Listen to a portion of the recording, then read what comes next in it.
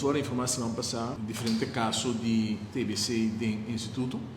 Basado em TBC nós tomamos contato com o instituto e me tenho visto bastante com verdade nossa raia e ora é informação também da que mostra que tem 5 casos.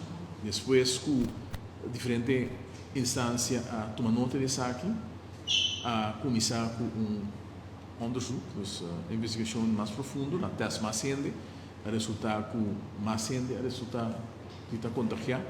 Em caso de 8 pessoas, o que me visa é o caso que não está assintomático, que é a pessoa que não está lever up, portanto, um risco grande para não verspreid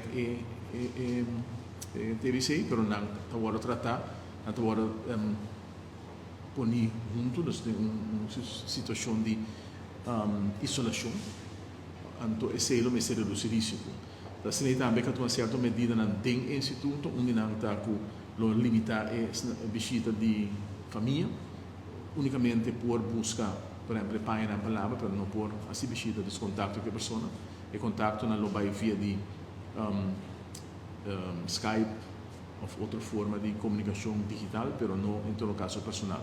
Assim também que o contato na corte, no último lugar de mesma forma aqui, para assim reduzir o transporte de gente, então a possibilidade para contaminar outra área.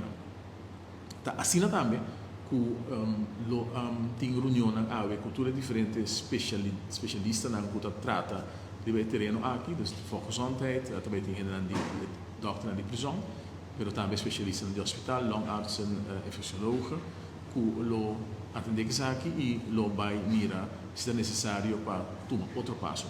Em todo caso, agora informar que o teste também mais grande e se o mês vai determinar se o contágio está mais grande, que tem momento aqui agora confirmar.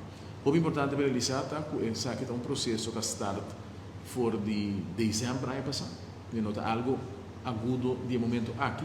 Sin embargo, a impressão que eu tenho no momento aqui está com não assim tudo passa e basado em informação que eu recebi de outro departamento quando tudo passa não correto agora tomar. Não é importante para mim uma investigação de aqui para nós sim alertar for também para o futuro.